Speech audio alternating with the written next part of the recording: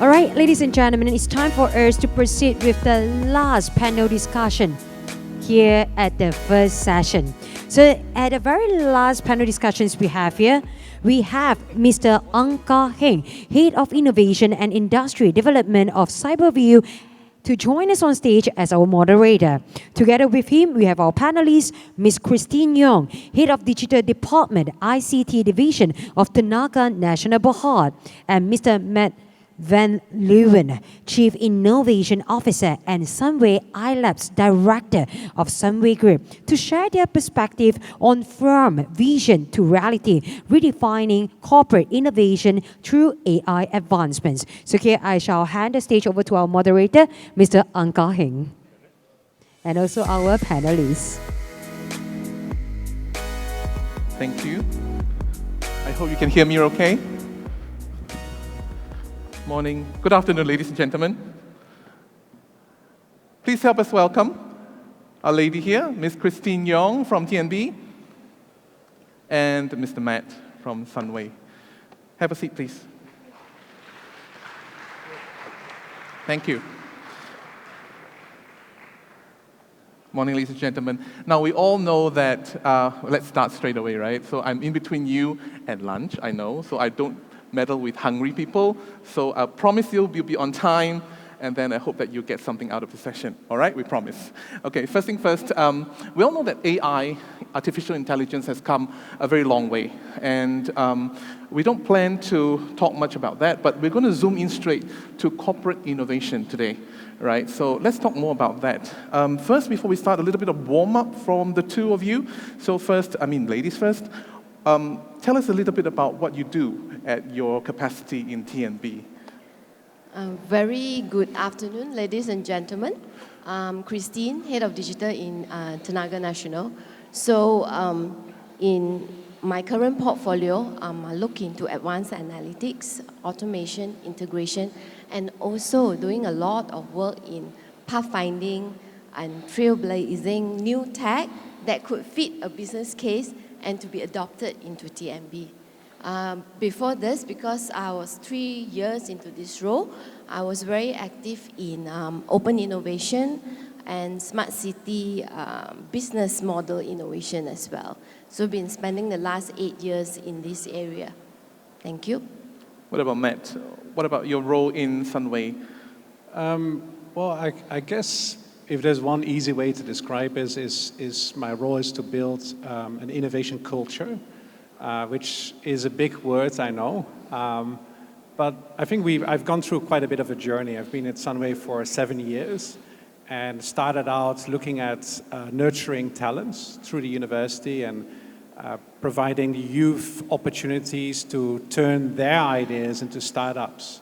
And from there, sort of gradually progressed into how do we connect talent with really good ideas who are very agile to a very kind of large and old, in a way, conglomerate that have been very successful in building businesses, but now needs these new technologies, these new ideas to further scale up and further. And so I think over the last 7 years, we've built quite a few corporate innovation tools, if you like, from running accelerators to setting up a corporate venture capital unit to investing in other funds as a fund-of-fund strategy to really embrace innovation and really take the company to the next level.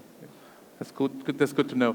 And when he talks about culture, I really shiver in a way because you're one step definitely ahead at least when we talk about talent capacity building, all of us, and you're already at the culture level. So we'll come back to that later on. So moving on to Christine, to set the context for today, corporate innovation, what does it mean for TNB? Because I think that will give the audience some perspective as to what we are going to discuss later on. All right, so corporate innovation, basically for us, there are two key areas. One is the open innovation, focusing more on continuous improvement. The other one is on the strategy innovation, where centrally housed under our strategy division. So we have a nice framework focusing on energy transition, the key agenda for Tenaga today that cut across hydrogen and empowered by digitalization. So we have sittings by all the key stakeholders to approve projects. And we have been seeing a lot of AI analytic projects coming in to hope to make a difference in accelerating the energy transition agenda. Whereas on the other side, on the open innovation, this is where each division, they are trying to inculcate the culture for continuous improvement. So every year, every now and then, they will have this innovation drive for people to share their initiative in improving their existing operations. So hand in hand, we all want people not to just do their BAU work, just do the firefighting. We want them to keep improving, and at the same time, we want to find that competitive advantage that could propel us faster through the strategic innovation. So that, in a gist, is corporate innovation in Tenaga. Okay, just in case you don't know, BAU means business as usual. It's been in my ears for the longest time. Sorry, so going to Sunway's perspective on corporate innovation. You mentioned a little bit just now, maybe you can elaborate a little bit more on that. Yeah, so Sunway, for the people who don't know, we are conglomerates. Next year we're celebrating our 50th year. But I would say maybe one of the biggest innovations in Sunway was at the start when we just had a founder with a very big vision, crazy vision, to turn an old wasteland like a mining pool into an integrated smart city that it is today. And it's very easy to, when you go to Sunway, most people know there's a shopping mall, there's healthcare, there's education, you know, it's a theme park, there's a lot of things to see. But I think when you look at the journey, when Tan Sri Jeffrey himself, when he started out, nobody believed him, right? In fact, a lot of the people thought that he had gone bonkers, you know, when he asked for like 20,000 or 30,000 ringgit to get this started, all the bankers rejected him. And today, I mean, funny story is that one of the board members was one of those bankers who rejected him 50 years ago and to turn this into a reality. But when you go through time, I guess the group didn't just become that sort of conglomerate with 13 business units as it is today. It was venture building, as we call it, organic growth. We didn't have accelerators or VCs. We didn't talk about open innovation back then.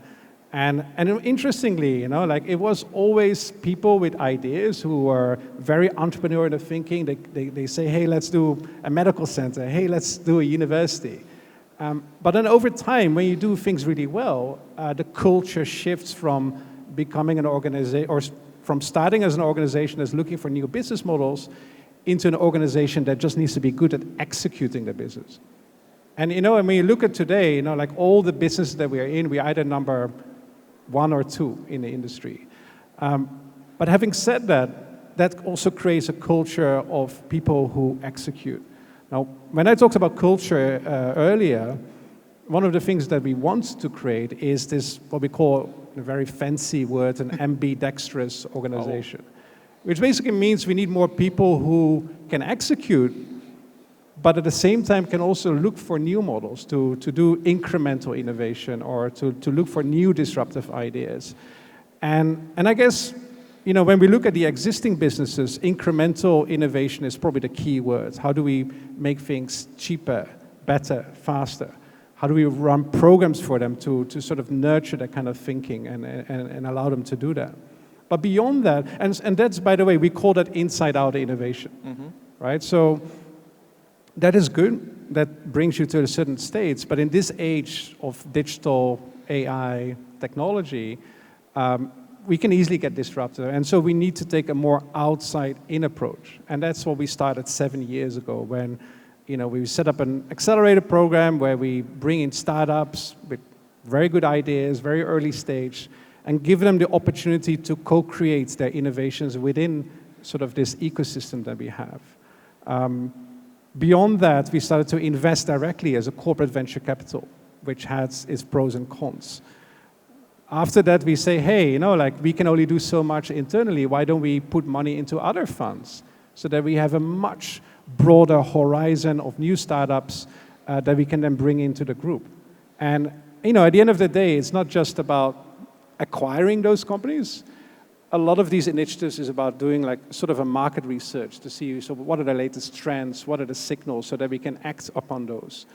And we haven't stopped there yet. So these are like kind of a summary of the tools in the toolbox, but just coming back to the first statement, it's really about building that culture so that these programs are continuous. You know, they don't stop at the end of a program, or they don't stop after the investment is made. What are you going to do next? And I think that's where the challenge is at the same time. Yeah. Exactly. So manpower comes into the equation, ability, capacity, and then we talked about your ability to adopt outside in, as well as to innovate inside out. So corporate innovation is more about inside out. So coining Matt's term, so Christine, what is TNB doing about the inside out? Inside out, are you referring to like more of the intra-organizational activities? Corporate innovation part. I mean, the adoption of AI, for example. Sorry, see. outside in. Let's change the angle a little bit. Sorry. I think the angle that I would like to take is how do we build an ecosystem, like what Mike has rightly pointed out, right? Tenaga itself, of course, we have our own team doing AI with a different division, focusing on the three key things, whether you're helping on the revenue, whether you're optimizing your costs, or are you mitigating some risk. You need to have anchor on these three. But the team alone, it's not diverse enough. So we do leverage the ecosystem, our technology provider, to bring in the outside in. Like, we try to learn, right, who's doing what, is that successful? But it's also important while you bring in the outside in approach, right, is to be able to contextualize to your company and see what works. So it's a lot of discovery, a long journey. When people talk about AI, right, you are so in awe of the transformative power that it brings. But in our journey in adopting it, I find the most painful part, or 80% of the effort in AI, is really on your data.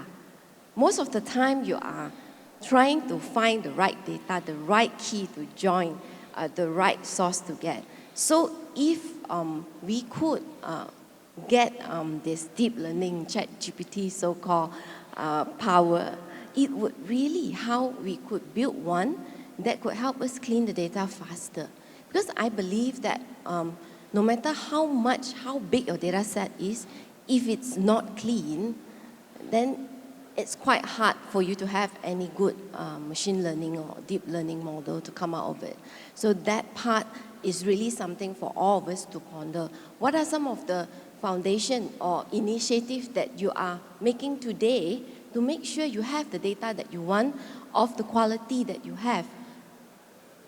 So that's a question that I would like to, Sure. and learnings as well from our previous experience. Sure. So if I can go a little bit deeper into that, would you be able to give us a little bit of example as to how TNB has harnessed the power of AI in any specific areas that you can share with us? Yeah, maybe on a high level, like for example, in TNB, for ICT division where I am, we are the digital hub. And the business user, like the grid, distribution network, our retail, these are the spoke. So we run session to find use cases.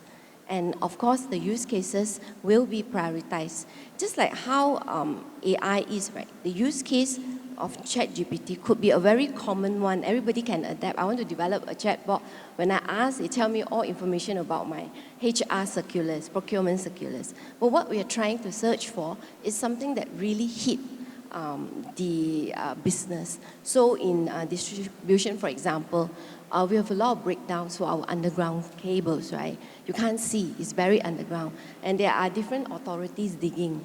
So we try on the AI side to predict like which section of our underground cable is going to go down within certain period of time. Of course, we have not reached the stage that I know on this day that this section is going to break down, but we could already zoom in with a certain number of period of time, say within 100 days, it will break down. Then we could prioritize our preventive maintenance effort to look at those different sections. And in that way, it helped us to avoid some costs. And on another side, probably I'll speak about our customer side. So we have a lot of data for I think to date we have implemented about 3 million of smart meters out of 10 million customers that we have. So these 3 million of smart meters are pumping in data every 10 minutes interval that we aggregate, and suddenly we have so much data.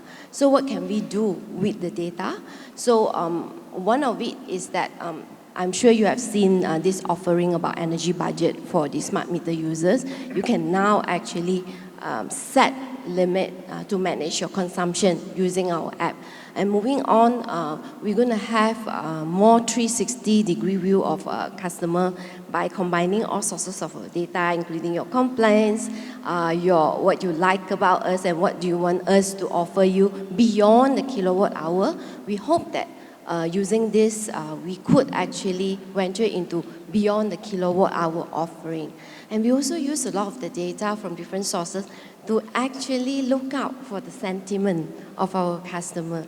Like if the weather is very hot and most of us are still working from home, there might be a high bill spike, right? So I want to anticipate that there is an angry customer. So we do crawl on social media and see and prepare ourselves accordingly. So these are some of the use cases that we have leveraged AI. Quite a little bit. All right, thank you. Thank you to Christine's sharing. And that's the power industry perspective. So what about a conglomerate like Sunway? Can you give us a little bit more example of how adoption of AI has happened in the group? As deep as you can. Yeah, sure. I mean, I'm not going to lie. I think we are still very much at the early stages on AI. We talk a lot about AI, and it's easy for it to become a buzzword. For someone like myself who works with a lot of startups, I'm sure there's quite a number here as well. I hardly see any pitch decks anymore that don't have any AI in it. But really, I think when you dig deeper and you really start to understand, okay, what is the platform that they've built, what is the underlying technology, it's not always necessarily AI, and that's fine. It's not a sin or something. But I think we have to be honest with ourselves on how we are using AI to solve the right problems. And just to give the analogy, like I mentioned earlier, from an outside-in and an inside-out approach. From inside out, I think we have gone through quite a journey where, as a city, as a smart city, we started to realize in a way that we were very connected. All the businesses were connected in the physical world. Yeah, you go to Sunway Pyramid, right? Yes. There's a hotel, you can see the theme park, you see there's a medical center. In the digital world, not so connected. I'm talking a few years ago, right?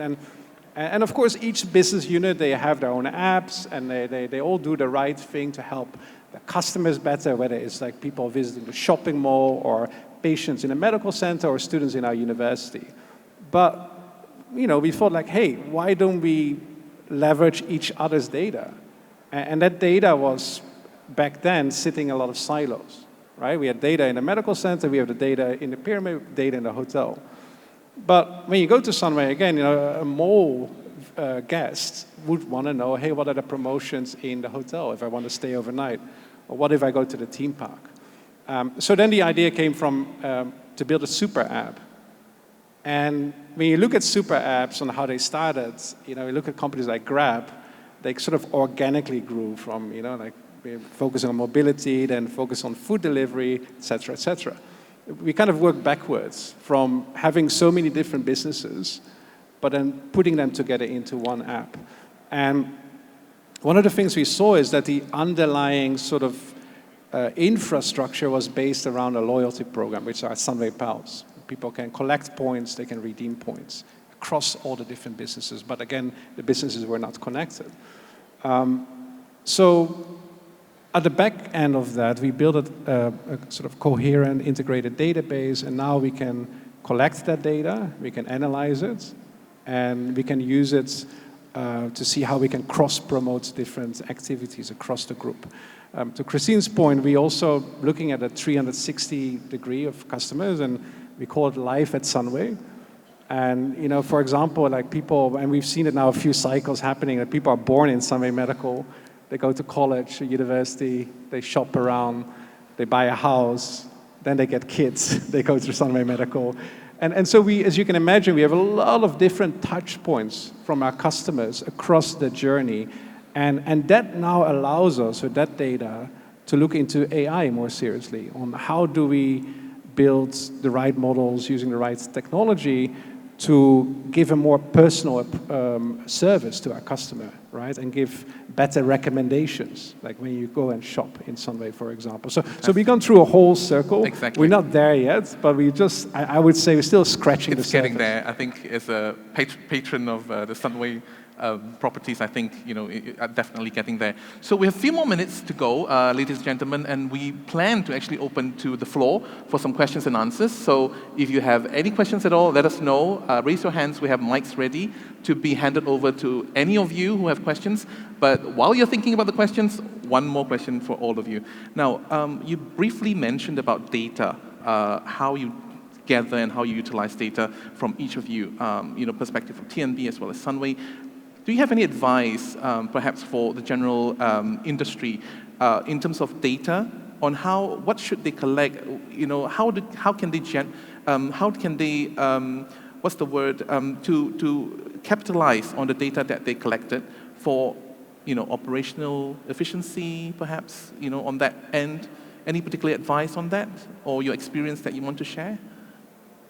Christine, you want to start first? Yeah, I think for us, we have four key divisions, our generation, grid, distribution network, as well as the customer side. So these are our anchor area that drive our business forward, right? So we have use cases from these four divisions, and from there, when we start doing one use cases, then we build a data mart, right? From the data that we have for that particular use case. So my advice is, after your cleansing for a particular use case, you look in this data mart or this golden source of data that you already have and find what are the next use case that you can build from this set of good quality data. There are lessons learned previously that, we have a group of different use cases, but every use case requires a massive amount of effort in cleaning. So if you do not look at that same pool and try to build more on top of that and start again from another complete set, then it will take you longer time.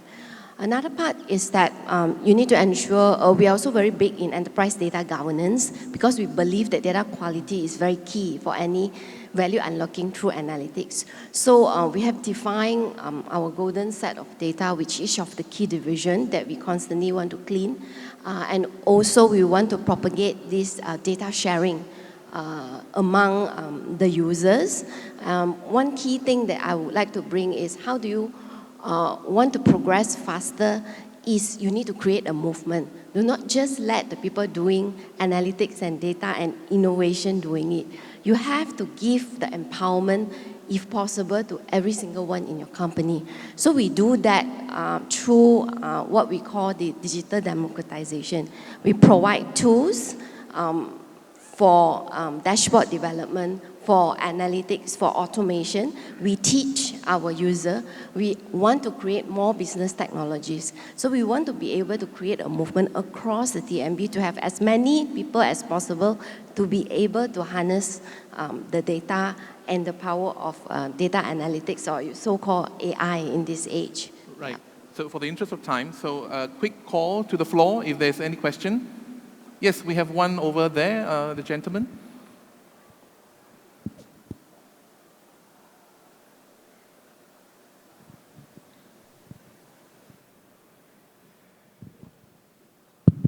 Hello, hi. Appreciated the entire session. I have a question on automation. Sorry, sir, can you identify yourself, perhaps? Sure, Let yeah. us know where you're from. Sure. I'm Mohammed. I'm working with a startup called Deep Opinion, specialized in automation.